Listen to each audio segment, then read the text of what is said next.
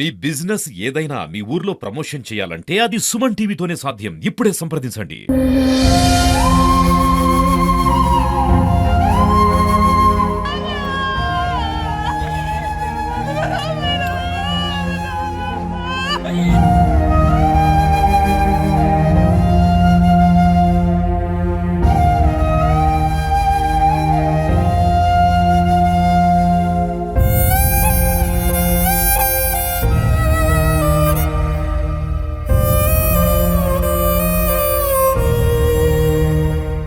మహబూబాబాద్ జిల్లాలో గత అర్ధరాత్రి పూట ఒక దారుణం చోటేసుకుంది. ఒక వ్యక్తిని అంటే 42 సంవత్సరాల పాదసారథి వ్యక్తి మొత్తం అది కిరాతకంగా చంపిన సందర్భంలో పోలీసులు సమాచారం అందుకున్నారు. పోలీసులు ఉదయం వచ్చి ఇక్కడ ఇంట్రాగేషన్ పూర్తి చేస్తున్నారు.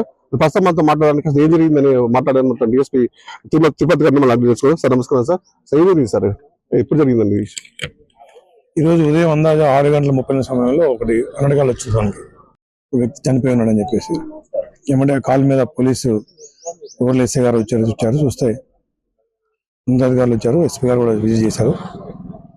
క్లియర్గా మర్డర్ అది ఎందుకు చేశారు, ఎవరు చేశారు, అవసరం ఏమున్నది, డిసీజ్ యొక్క మృతురాల యొక్క హిస్టరీ, తర్వాత వాళ్ళ కుటుంబ సభ్యులు వచ్చిన తర్వాత మనకు క్లారిటీ వస్తుంది. కుటుంబాలు వస్తున్నారు, 15 మంది వచ్చిన తర్వాత వాళ్ళు తెలుసుకున్న తర్వాత మనం విచారణ జరుగుతుంది. ఆల్రెడీ మన క్లోజ్ టీం విజిట్ చేసినాయి. అన్ని యాంగిల్లో టెక్నికల్ పాయింట్ ఆఫ్ వ్యూలో సిసి కెమెరా వెరిఫై చేస్తాం. మనకి ఈవినింగ్ లో క్లారిటీ వస్తుంది. దంతలపల్లిలో హెల్త్ సూపర్వైజ్ చేస్తున్న నేపథ్యంలో అతనికి ఏమైనా శక్తులు ఇక్కడ ఉన్నారని ఏమైనా ఆరాధిస్తారు? ఏమంటారు? అవన్నీ కూడా విచారణ జరుగుతుంది. విచారణ జరగకుండా ఎటువంటి మనం చెప్పలేము. ఇప్పుడే మనకి తెలిసింది కాబట్టి విచారణ చేస్తున్నాం.